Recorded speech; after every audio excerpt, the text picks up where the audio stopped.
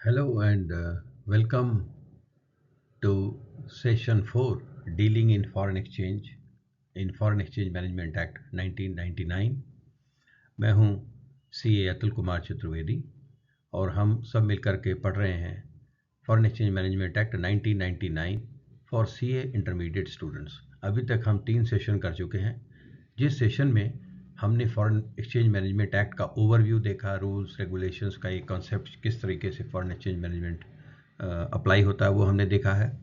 हमने की डेफिनेशंस देखे, capital account, current account, transactions क्या होते हैं, और हमने कंसेप्ट ऑफ रेजिडेंस देखा इन इंडिया, आउटसाइड इंडिया, और उसके ऊपर हमने केस स्टडीज़ भी किए। अगर आपने वो सेशंस नहीं देखे हैं तो आप पीछे जा कर के वो सेशंस देख सकते हैं। आज हम करेंगे डीलिंग इन फॉरेन एक्सचेंज, जो कि सेशन 4 में आते हैं। ये section 3 of foreign exchange management act में कवर्ड है, और अगर देखा जाए सेक्शन 1 और 2 इंट्रोडक्शन और डेफिनेशंस होते हैं, तो ये पहली ऑपरेटिव प्रोविजंस है फॉरेन एक्सचेंज मैनेजमेंट एक्ट की, सेक्शन 3। और ये इसको थोड़ा सा सिंप्लीफाई करके समझने के लिए हम एक छोटा सा इमेजिनरी कन्वर्सेशन देखते हैं कॉमिक के माध्यम से, और उसमें जो कन्वर्सेशन होगा उसको हम फिर कोरिलेट करेंगे जो लॉ की लैंग्वेज है, क्योंकि लॉ की लैंग्वेज थोड़ी सी ड्राई सी होती है और कई बार उसको समझने में या रिटेन करने में दिक्कत होती है। तो इस कॉमिक स्ट्रिप में 2 कैरेक्टर्स हैं। पहला कैरेक्टर जो ब्लू टाई पहने हुए है वो बाहर से आया है, वो एक फ्रेंड है जो जॉब करने लगा है। और येलो शर्ट और रेड टाई पहने हुए जो बॉय है, जो स्मार्ट बॉय है कर्ली हेयर्स का, वो एक चार्टर्ड अकाउंटेंसी का स्टूडेंट है। दोनों पार्क में मिल जाते हैं। अब उनके बीच में जो कन्वर्सेशन होता है उसमें आपको सेक्शन 3 ऑफ FEMA का एक ओवरव्यू इमीडिएटली मिल जाएगा। ब्लू टाई में जो है वो कह रहा है, जो फॉरेन से आया है, I have $500 to change, can you give me Indian rupees. CA जो स्टूडेंट है वो क्या कह रहा है, no dear, we can't deal FX with unauthorised persons. हम अनऑथराइज लोगों के साथ फॉरेन एक्सचेंज डील नहीं कर सकते। इन अदर वर्ड्स, ना मैं डील कर सकता हूँ ना आप डील कर सकते हो, बेशक आप बाहर से आए हो, पर आप कहाँ हो, इंडिया में हो, और आप ये नहीं कर सकते हो। ये हो गया सेक्शन 3 की पहली लर्निंग। सेकेंड लर्निंग, फिर वो ब्लू टाई में जो है, जो विदेश से आया है, वो कह रहा है, देन वाई डोंट यू पे माई इंश्योरेंस प्रीमियम, मेरा इंश्योरेंस प्रीमियम ड्यू हो गया है, आप उसे पे कर दीजिए। मदद मांग रहा है, लेकिन वो तो सीए का स्टूडेंट है, उसको तो बुद्धू बना नहीं सकते। और सीए का स्टूडेंट कितनी सफाई से मुस्कुराते हुए उत्तर दे रहा है, no dear no, FEMA prohibits this. FEMA में इस चीज़ की प्रोहिबिशन है बॉस, मैं ये नहीं कर सकता हूँ। ये हुआ फेमा का सेकंड सेक्शन, सेक्शन 3 का सेकंड लर्निंग। अब आते हैं थर्ड पे। अब वो पूछ रहा है, then what do you suggest, क्या सलाह देते हो मुझे आप। तो वो कहता है, get inward remittance through authorised person. Authorised person के माध्यम से आप इनवर्ड रेमिटेंस लेकर के आइए, ये सही तरीका है, और अपना इंश्योरेंस प्रीमियम आप पे कर दीजिए।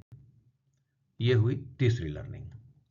चौथी लर्निंग, अब वो कह रहा है, व्हाट अबाउट हवाला, मैंने तो बहुत सुना है कि हवाला होता है, तो कितना आसान होता है हवाला करना। तो उसका फ्रेंड कह रहा है, हवाला इज़ इलीगल, स्टे क्लियर। हवाला गैर कानूनी होता है, आप इससे दूर रहिए। ये इस सेक्शन की चौथी प्रोविज़न थी जो इस कन्वर्सेशन में क्लियर हुई। तो टोटल 4 सेंटेंसेस बोले गए, 4 बातें कही गई, उन चारों का उत्तर मिला। $500 मेरा चेंज कर दो, मेरा इंश्योरेंस प्रीमियम पे कर दो, बताओ मैं क्या करूं, और हवाला क्यों ना कर लें। तो चारों को उत्तर मिल गए। यही 4 प्रोविज़न है इस सेक्शन में। पांचवी scheme, thanks for guiding correctly, और सीए स्टूडेंट्स कहता है, happy to be of use. In real life हो सकता है, इन फ्रेंड्स में तो झगड़ा ही हो जाता है कि तुम मेरी मदद नहीं करते हो, कानून पढ़ाते हो, पर सीए का स्टूडेंट है वो हमेशा क्लाइंट को सही तरीका ही बताएगा कि देखो सही तरीका यही है, अब आगे फंस जाओगे तो फिर देखा जाएगा, पर अदरवाइज तो ये तरीका सही है, जो कि सीए आमतौर पर करते भी हैं। वो अक्सर क्लाइंट्स के प्रॉब्लम्स को अपना प्रॉब्लम समझ के चलते हैं, और जब उनकी प्रॉब्लम गड़बड़ हो ही जाती है तो फिर उनको कोई वे आउट निकालते हैं, अदरवाइज हमेशा वो बताएंगे तो आपको सही रास्ता। ऐसा मेरा मानना है। आगे चलते हैं, अब हम सेक्शंस की लैंग्वेज को पढ़ते हैं। Section 3, save as otherwise provided in this act, regulations, rules made thereunder, or with the general or special permission of the Reserve Bank,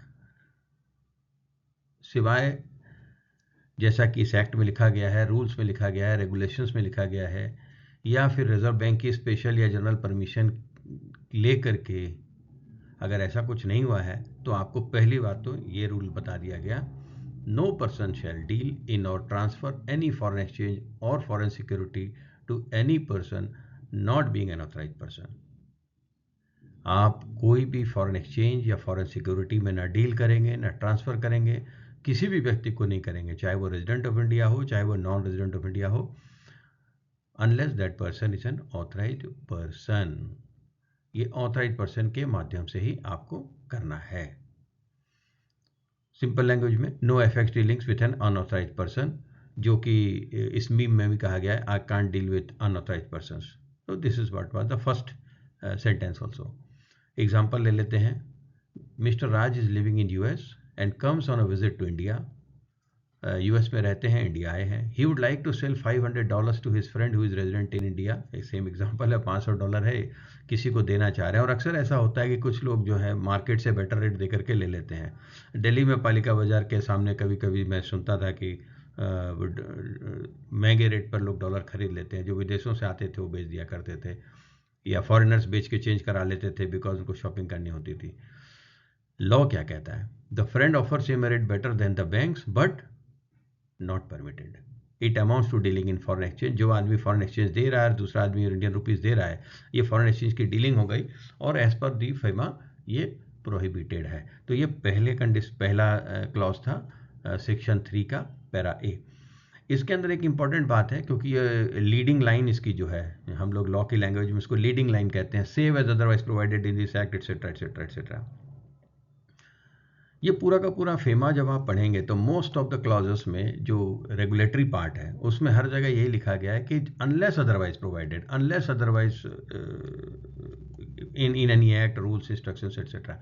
तो वो हमेशा वो वाला जो कैवियाट है वो तो हर क्लॉज में आपको मिलेगा। तो ये जो है ये बेसिक प्रोहिबिशन है। इस प्रोहिबिशन के क्या वे आउट्स हैं वो अलग बात है, पर बेसिक प्रोहिबिशन यही है। और सेक्शन 3 आपको हमेशा मालूम होना चाहिए कि ये बेसिक प्रोहिबिशन है। आगे बढ़ते हैं। With the same caveat, that means save as otherwise provided in the act, etc., etc., make any payment to or for the credit of any person outside India in any manner। आप किसी भी person outside India को, जो कि ऐसा व्यक्ति जो कि भारत के बाहर है, उसको कोई पेमेंट नहीं करेंगे, और फॉर द क्रेडिट ऑफ, ऐसे किसी व्यक्ति का भी आप क्रेडिट नहीं करेंगे जो कि व्यक्ति आउटसाइड इंडिया है, in any manner, directly indirectly, in any manner हो गया। तो no payments to public for credit of person resident outside India. Mister Raj is living in US and request his brother in India to deposit the insurance premium on his behalf, जो हमने पिछली conversation की second line पढ़ी थी। Not permitted, amounts to payment for credit of resident outside India. और जब उसको friend करेगा तो वो दोस्त उसको क्या कहेगा? फेमा ने मना किया है, तो कहेगा माँ ने मना किया, वो कहेगा नहीं नहीं माँ ने नहीं, फेमा ने मना किया है। तो ये इसको याद रखेंगे। ये सेकंड पॉइंट था सेक्शन 3B। अब हम आते हैं पैरा सी पे। थोड़ा सा बड़ा लीगल लैंग्वेज में तो काफ़ी बड़ा लिखा हुआ है, इसको सिंपल में समझ लेंगे। Receive otherwise then through an authorise person. Authorised person के माध्यम के अलावा आप रिसीव नहीं करेंगे, क्योंकि जो लीड इन लाइन थी वो यही थी, except as provided in act no person shall receive otherwise then through an authorise person any payment by order or on behalf of any person resident outside India in any manner. यदि कोई person resident outside India है तो आप उसके order से या उसके behalf पर कोई भी पेमेंट रिसीव नहीं करेंगे, एक्सेप्ट कि वो ऑथराइज पर्सन के थ्रू ही आए। ऑथराइज पर्सन के थ्रू पैसा लाइए। जो रेजिडेंट आउटसाइड इंडिया हैं उनको एक, इन अदर वर्ड्स, जो इंडिया में लोग हैं उनसे कहा गया अगर रेजिडेंट आउटसाइड इंडिया से कोई पेमेंट आनी है तो वो ऑथराइज पर्सन के माध्यम से आनी है। इधर उधर से या जैसे कैश में लेकर ले आया और ला करके पेमेंट कर दी तो वो नहीं है, आपको प्रॉपर चैनल से पैसा लाना है। इसकी एक्सप्लेनेशन काफ़ी बड़ी लिखी गई है, पर बॉटम लाइन उसकी पूरी लाइन का पहले तो शॉर्ट में पढ़ लेते हैं उसको, पहले तो उसको पढ़ लेते हैं। For the purpose of this clause where any person in और रेजिडेंट इन इंडिया, आप भारत में हैं या भारत के रेजिडेंट हैं। अच्छा, इस चीज़ को समझना बहुत ज़रूरी है। Person in India does not necessarily have to be resident. कोई फॉरेनर भी हो सकता है कि वो इंडिया में आया हुआ हो, ऐसे स्थिति में वो पर्सन इन इंडिया है, रेजिडेंट इन इंडिया नहीं है। Receives any payment by order or on behalf of any person resident outside India. Bharat के बाहर कोई व्यक्ति रेजिडेंट है, उससे उसके ऑर्डर पे या उसके बिहाफ पे पैसा रिसीव करता है जब वो या तो रेजिडेंट ऑफ इंडिया है या फिर वो भारत में आया हुआ है इस वक्त। Through any other person including N authorised person without a corresponding inward remittance from any place outside India, such person shall be deemed to have received such payment otherwise through an authorized person। मैंने बहुत लंबी language में लिखा गया है। 100 बात की एक बात यह है कि अगर इनवर्ड रेमिटेंस के माध्यम से पैसा आया तो ही ऑथराइज्ड पर्सन के थ्रू आया, ऐसा माना जाएगा। मतलब एक लाइन में तो ये कहा जा सकता है। और याद रखिए कैवियाट है, except as otherwise provided in the act. तो ये बेसिक प्रोविजन है और एक्सेप्ट एज अदरवाइज प्रोवाइडेड तो इसमें लिखा हुआ है ही। तो एग्जाम्पल इसका क्या होगा? Mister Raj is living in US and comes to India.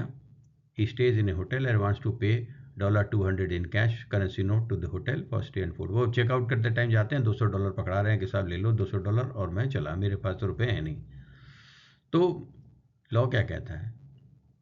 भाई डॉलर से आप पेमेंट मत कीजिए, आप ऑथराइज पर्सन से डॉलर दे के रुपया लीजिए और आप हमें पेमेंट कर दीजिए। अगर होटल को मनी चेंजिंग करनी है तो उसके पास में एक मनी चेंजर लाइसेंस होना चाहिए, तो ही वो फॉरेन करेंसी एक्सेप्ट करेगा।